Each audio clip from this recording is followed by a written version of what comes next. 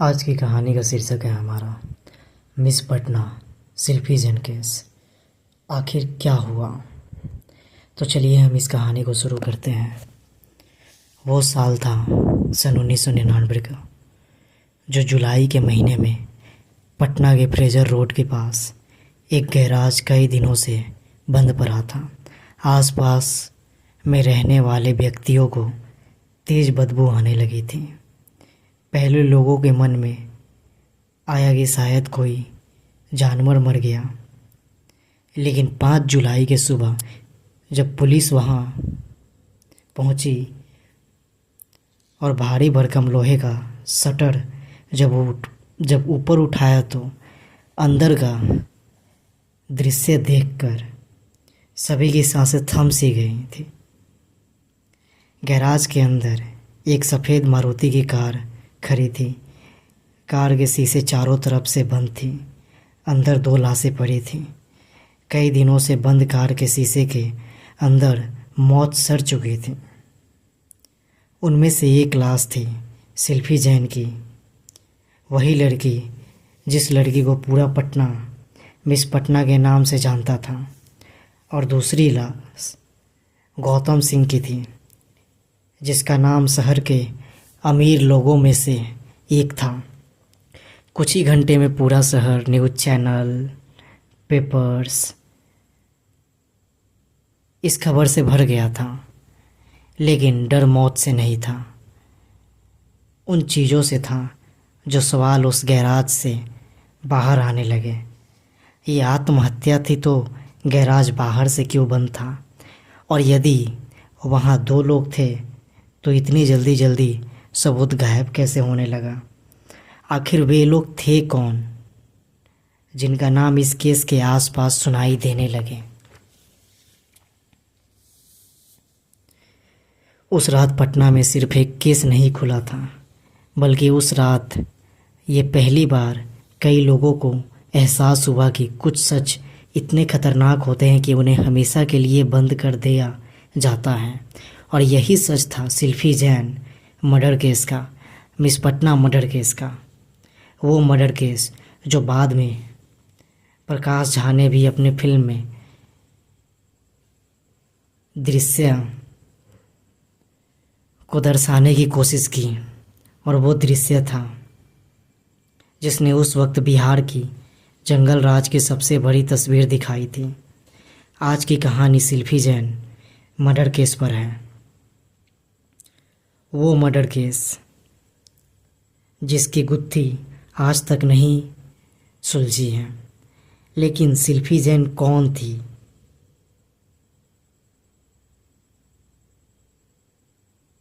देखिए, उस बंद गैराज में मिली लड़की जिसका नाम शिल्पी जैन था, जो कभी पटना के चमकते धमकते चेहरों में से एक थी। एक ऐसा नाम जिसे उस दौर में लोग मिस पटना के नाम से जानने लगे थे। 90 के दशक में जब बिहार अपराधों और राजनीति के डर के बीच जी रहा था, उस समय शिल्पी जैन अपनी सपनों की दुनिया बनाने में लगी थी। वो पटना वोमेंस कॉलेज की छात्र थी, एक अच्छी कारोबारिक परिवार से आती थी। उसके पिता शहर के जाने माने बिजनेसमैन थे। शिल्पी जैन को मॉडलिंग और फैशन की दुनिया में आगे बढ़ना था। इन्हें लगता था कि पटना से निकलकर एक बड़ी पहचान बना सकती है। उस समय शहर में होने वाले फैशन शो, बड़े कार्यक्रम और हाई प्रोफाइल पार्टी में तेज़ी से उसका चेहरा सामने आने लगा। लोग कहते थे कि शिल्पी जैन में एक अलग तरह का कॉन्फिडेंस था। मे बी यही वजह थी जिस वजह से वो शहर के जानी मानी हस्तियों में जानी पहचानी लगी। लेकिन इसी चमक के बीच एक ऐसा अंधेरा बन रहा था जिसे शायद शिल्पी खुद भी नहीं समझ पा रही थी। उस समय में पटना की ग्लैमर और राजनीति अक्सर करीब माने जाते थे। बड़े होटल और देर रात तक चलने वाली पार्टी और ऐसे लोग जिनकी पहुंच सत्ता तक थी। शिल्पी अब उस दुनिया का हिस्सा बन गई। शुरुआत में सब कुछ सपने जैसा था, लेकिन बाद में यही दुनिया उसके लिए डर बन गई। उस दौर में लोगों ने यही महसूस किया कि बड़े लोगों तक पहुंचना हमेशा सुरक्षित नहीं होता है, कई बार मौत के करीब ले जाता है। क्योंकि उस बंद गैराज में सिर्फ एक लड़की की लाश नहीं मिली थी, बल्कि उस अंधेरे में ऐसे भी चेहरे दिखे जिस दौर में उनका नाम धीमे आवाज़ में ली जाती थी। खैर, सेल्फी की लाश अकेले नहीं मिली थी, गौतम सिंह की भी साथ मिली थी। अब आप पूछेंगे गौतम सिंह कौन और शिल्पी से मुलाकात कैसे हुई, तो आपको मैं बता दूं कि शिल्पी की ज़िंदगी में एक ऐसा नाम आया जिसने आगे चलकर इस कहानी को रहस्यमय बना दिया। ये नाम था गौतम सिंह का। ये कोई आम लड़का नहीं था, ये अमीर जादों में से एक था। इसकी पहुंच सत्ता तक थी। पटना के देर रात पार्टी, होटल्स, इन्हीं जगह शिल्पी की मुलाकात गौतम सिंह से हुई। धीरे धीरे चलकर दोनों को कई जगह साथ देखे जाने लगा और शहर में इनके रिश्ते को लेकर अनेकों प्रकार की बातें होने लगीं। उस दौर में पटना का हाई सर्कल प्रोफाइल बहुत छोटा था। यहाँ खबरें छिपती कम थी, फैलती ज़्यादा थीं। शिल्पी अब उस दुनिया का हिस्सा बन चुकी थी जिसे बाहर से देखने पर सब कुछ चमकता सा दिखता था, लेकिन अंदर बहुत कुछ ऐसा था जिसके बारे में लोग खुलकर बात नहीं करते थे। कहा जाता है कि गौतम के जरिए ही शिल्पी की पहचान उन लोगों से हुई जिनका नाम लेने से भी लोग डरते थे। यही वजह है जब इस केस में रसूखदार की चर्चाएं शुरू हुई तो लोगों का शक और गहरा होते चला गया। लेकिन सबसे अजीब बात ये थी कि शिल्पी और गौतम की कहानी जितनी तेज़ी से शुरू हुई उतनी ही रहस्यमयी तरीक़ों से ख़त्म भी हो गई, क्योंकि कुछ ही दिनों बाद इन लोगों का लाश उस बंद गैराज से मिली। शायद उसी गैराज में इस कहानी का सच हमेशा हमेशा के लिए बंद हो गया। लेकिन सवाल था उस रात को हुआ क्या था। 2 जुलाई साल 1999 यह वही रात थी जिसके बाद शिल्पी जैन और गौतम सिंह कभी दिखाई नहीं दिए।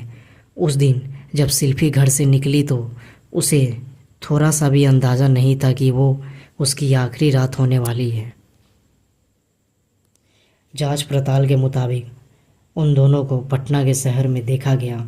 शहर सामान्य दिख रहा था, रोड खुली हुई थी, लोग अपने दिनचर्या में व्यस्त थे। लेकिन उसी शहर में 2 लोग धीरे धीरे रहस्य की तरफ बढ़ रहे थे, जो कि आने वाले दिनों में पूरे बिहार को हिला देने वाला था।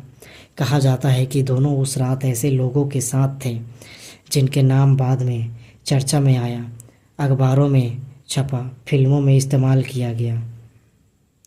लेकिन क्या हुआ, कहाँ हुआ, किसके साथ हुआ, इसका जवाब कभी नहीं कानूनी तौर पे सामने नहीं आया। यही वजह है कि यह केस आज भी सवालों से घिरा है। रात बढ़ती गई लेकिन दोनों अपने घर नहीं लौटे। पहले परिवार वालों को लगा फ़ोन नहीं लग रही है, लेकिन जैसे देर होते गई बेचैनी बढ़ते गई। आखिर सुबह तक दोनों का कोई अता पता नहीं चला। किसी को उस समय मालूम नहीं था कि पटना के उस बंद गैराज में क्या हुआ। दोनों अपने मर्जी से गए थे, वहाँ कोई और था। सब कुछ अगर इतने सामान्य थे तो इतने सारे सवाल क्यों उठे।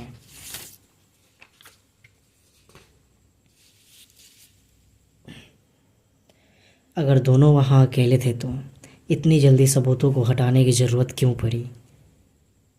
मौके पर मौजूद लोगों का कहना था कि वहाँ संघर्ष के निशान भी दिखाई दिए। बाद में शिल्पी के शरीर पर चोटों के भी निशान दिखाई पड़े, जिसने लोगों का शक और गहरा कर दिया। सबसे ज़्यादा चर्चा उस जल्दबाजी की थी जिसने गौतम के शव का अंतिम संस्कार कर दिया गया। लोगों को लगने लगा इस केस में कुछ ऐसा है जिसे जल्दी दबाने की कोशिश कर दी गई है, और यही से मामला सिर्फ 2 मौत का नहीं रहा बल्कि इसमें एक ऐसा रहस्य रह गया जिसमें हर सवाल के पीछे एक नया सवाल छिपा था। सवाल की क्या एक आत्महत्या थी? जैसे जैसे लोगों के पास ये खबर पहुंची, लोगों के मन में सवाल उठा। पुलिस ने दावा किया कि दम घुटने से मौत हुई, लेकिन सवाल फिर यही था कि गैराज बाहर से बंद क्यों था। फिर कई रिपोर्ट में शिल्पी के शरीर पर चोट की बात की फॉरेंसिक रिपोर्ट की जानकारियों ने शक को और बढ़ाया।